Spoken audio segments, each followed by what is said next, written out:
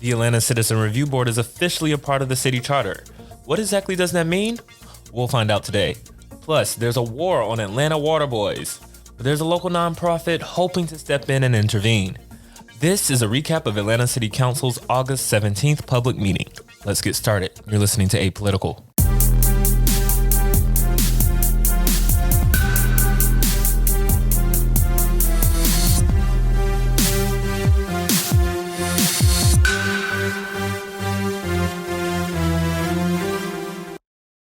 Thank you, Madam President. Thank you, Madam Chair. And I want to thank the members of the council for voting to make the Citizen Review Board a permanent charter-mandated board of the city of Atlanta. So yes, City Council passed an ordinance on Monday for the Atlanta Citizen Review Board. This is a board of 15 Atlanta citizens chose to provide oversight of misconduct accusations against Atlanta police officers. The ordinance made the review board officially a part of the city charter, meaning as long as the city of Atlanta is around, there must be an Atlanta Citizen Review Board in place. However, the origin story of the ACRB began well before Monday's city council meeting. In fact, it began back in November 2006, when news of the tragic murder of Katherine Johnston, the 92-year-old black woman who was murdered in her home by APD, first hit the city. 92-year-old Katherine Johnston was killed when narcotics officers knocked down the door at her home on Neal Street in 2006 and then opened fire. Since then, 3 former police officers have been convicted of state and federal charges. Those 3 officers cut down the burglar bars to Miss Johnston's English Avenue home and broke down her door using a no-knock warrant that they lied to get. After Johnston fired 1 shot at them, the officers proceeded to fire Miss Johnston 26 times, killing her instantly. And the most important question, as far as I'm concerned, is what happened to Ms. Johnston? Could it happen again? And I would have to say yes. And let's not forget that the officers planted weed in her home afterwards to try and cover it all up. In response to this tragedy and the subsequent community outrage, 6 months later, the city created by ordinance the Atlanta Citizens Review Board to combat police misconduct. Joining us to discuss the board and its mission is the board's executive director, Lee Reid. Mr. Reid, thanks for joining. I want to start by giving our listeners a better understanding of how the Atlanta Citizen Review Board operates. Could you tell us how the board is currently structured? We have a board that's comprised of 15 citizens, residents of Atlanta, who make the decisions on the complaint investigations. And we have a city staff who does the day-to-day operations. And that includes, receiving the investigations, staffing the office, conducting the investigations. We also have a mediation program. How many officer investigations would you say that you guys do a year? We average about 150 a year. Wow, that's a lot. So what's the process for you guys after you receive a complaint? When we receive a complaint, we immediately request the documentation from the police department, any body-worn cameras, any dash cam footage, any audio recordings related to 911. And once we compile all of that information, then an investigative summary is drafted and reviewed, and then the presentation is made to the board. The board at that time reviews the completed investigation and the recommendations that are made by the investigator, and then they make a decision on the complaint allegations. Once they've made their decision, it's forwarded to the police department, where the chief makes the decision as to the discipline that should be imposed on the officer. Got it. So you have investigators that work for the city of Atlanta, and they compile all this information and present it to the review board to vote on. Now, do your investigators have backgrounds in criminal investigations? Yes. The investigators for the ACRB have extensive experience conducting administrative investigations, conducting criminal type investigations. So our investigators have been trained and have the experience to conduct a thorough investigation of a citizen complaint. And just to be clear, your investigators aren't a part of the Atlanta Police Department, right? No, they're not a part of the Atlanta Police Department. Gotcha. So on Monday, Atlanta City Council voted to officially make the Atlanta Citizen Review Board a part of the city charter. Can you explain to our listeners what that means and what it means for the board going forward? Prior process-wise, it's not going to change what we do procedurally as a board. What it does do is, though, it adds the permanency of the board and its existence in being able to conduct this work. Got it. So how does a citizen file an officer complaint with the Atlanta Citizen Review Board? Citizens can call us at 404-865-8622, or they can file a complaint online on our website at ACRB.gov.org and click on the File a Complaint tab, and it'll take them directly to a complaint form that they can complete. And then an investigator will follow up with them. Thank you so much for that info. One last question. Why is it important that the city of Atlanta has a board like this in place? It's no secret that there are communities who have not been served properly by the police department, and the perception that they have is that they have not been served properly by the police department as it relates to complaints that they filed against police officers. Our board, as an independent investigative agency, provides that forum for citizens to be able to come in, talk to citizens, talk to individuals who are not associated with the police department, file a complaint, have it investigated independently of the police department, and have a decision made independently of the police department.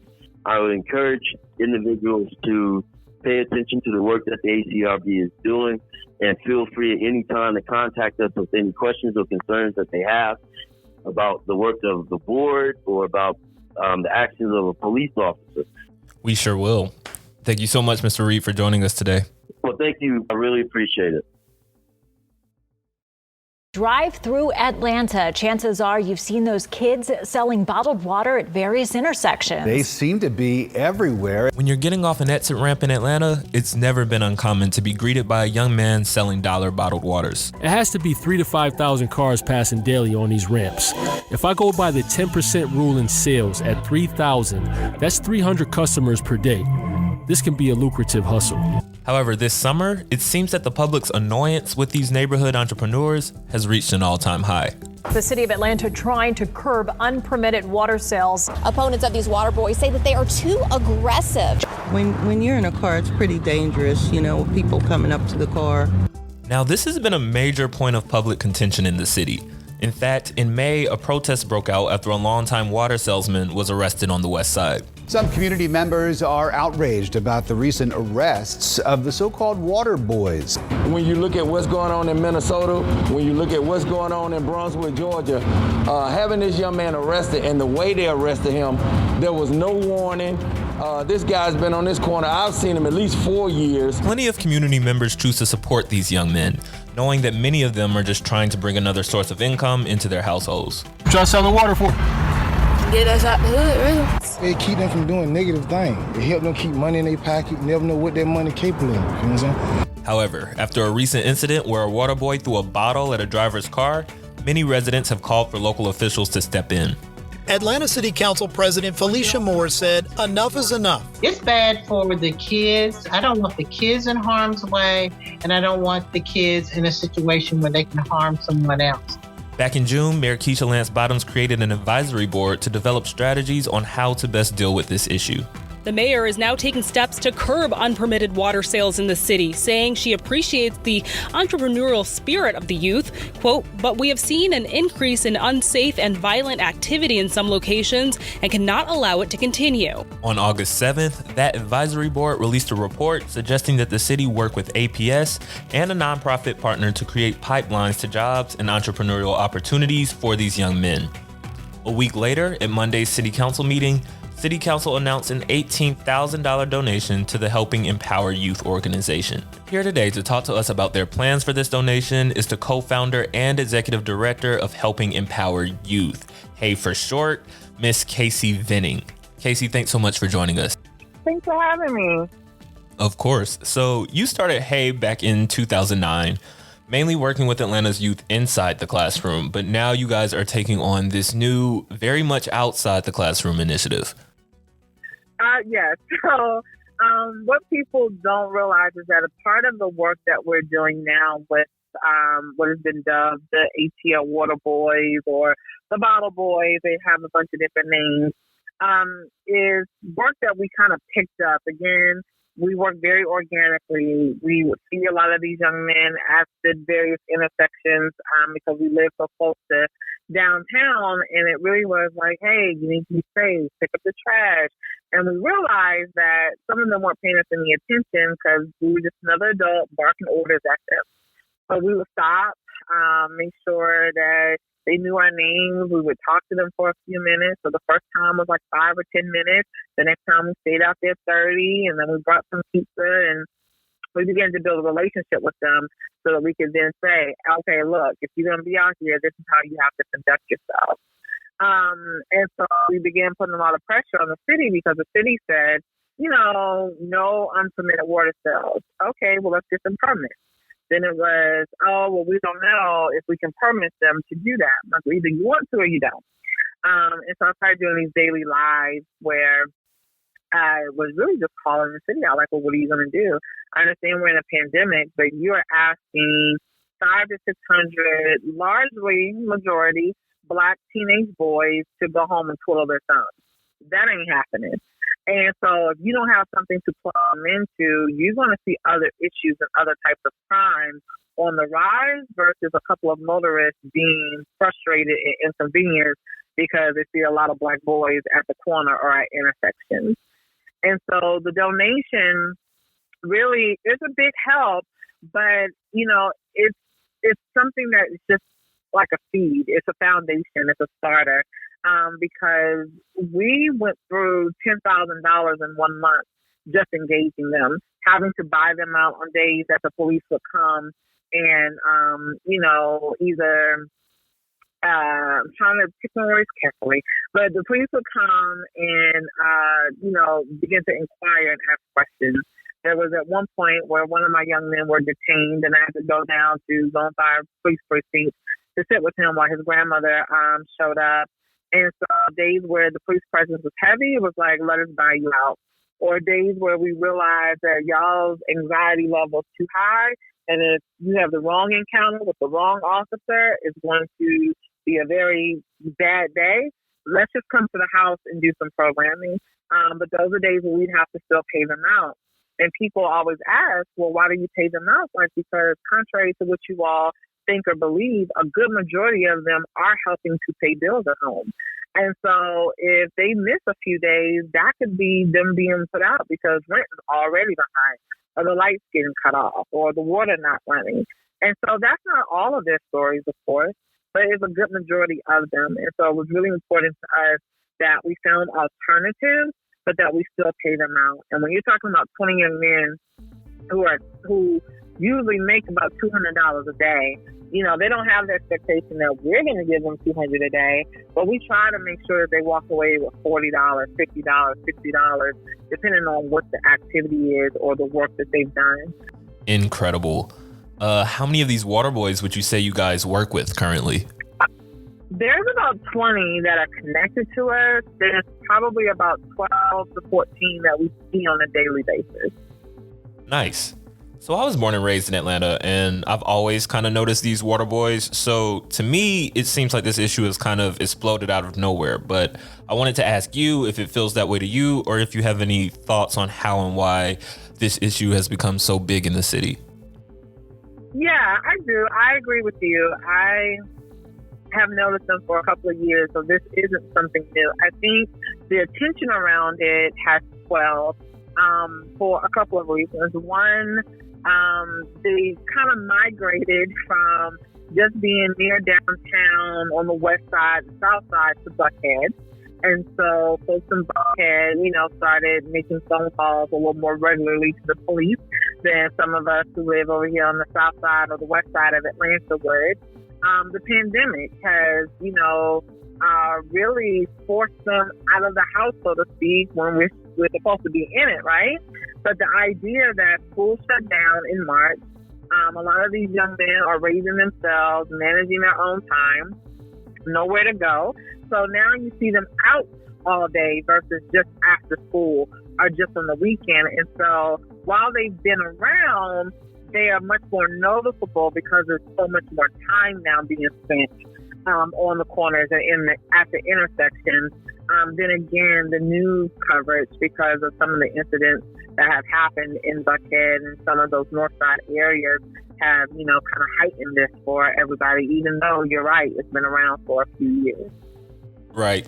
Well, as a citizen, I want to thank you for the work your organization is doing. I think too often the solution has just been to call the police, and I think we've seen that usually isn't the best way to go. So thank you for not writing these boys off and actually engaging with them to figure out how we can still support and uplift them. I appreciate that. Of course. So how can the community become involved with the Hey organization? Yeah, for sure. There are a couple of ways that I think everybody can get involved. One is if you have small jobs that, 2 or 3 teenagers can knock out. They don't come unsupervised. There's always an adult there with them. And especially for some of our elderly folks, the people on fixed income, if you have work, we will pay them. So it's not even an issue of, I don't have the money. If you have the work, the idea is to give them something productive to do. We can handle the pay. Now, if you can pay, great. That helps us as an organization. But we're more interested in having something productive for them to do. That's one way people can get involved. Another way is to continue to donate. We feed them most days, at least 5 days out of the week. And again, as they do a good job and do productive work, we try to make sure that they see that there are other ways that they can get paid. And now they're interested in other industries. Some want their own lawn care company. Some want to know how do they get started in e-commerce and moving some of the T-shirts that they have online now. So continue to donate helps us foster that entrepreneurial spirit in them. And you can donate at helpingempoweryouth.org. Or you can use the hashtag Helping Empower Youth, or at paypal.me/HEYAtlanta are ways that you can donate. And then above all, just try to encourage them when you see them. It may not be your thing. You may have 100 opinions about other things they could be doing, but just try to keep them encouraged, and that goes a long way. A lot of them are now starting to say, you know what, I don't have to be out there all day. Or, Miss KaCey and Coach Boyd found us a job to do, so I made some money the last couple of days, so I'm cool if I don't go out there. And so just having options for them has made the difference. So if we can continue to provide that for them, then we'll begin to see a difference in how they are interacting with people when they do choose to go out there, or if they choose to go at all. Absolutely. Incredible. And so for members of the community, if they want to submit a job to you guys, how do they do that? Yes, you can email us at programs@helpingempoweryouth.org, or use the contact form on the website, and we will get back in touch with you within 24 hours to get all the specifics. Amazing. And we will put that email in the description. Thank you so much, KaCey, for taking the time to join us today. We really appreciate it. No, thank you. One last thing. It's no secret that the airline industry has taken a huge hit thanks to COVID. The airline industry is forecasting up to $113 billion in losses worldwide this year. American, Delta, United, and JetBlue all cutting back on U.S. and international flights. Unfortunately, the world's busiest airport has been no exception. Here's Hartsfield-Jackson General Manager John Selden. With the pandemic, our passengers went down almost 97%, and our flights went from 2,600 to as low as 450 approximately.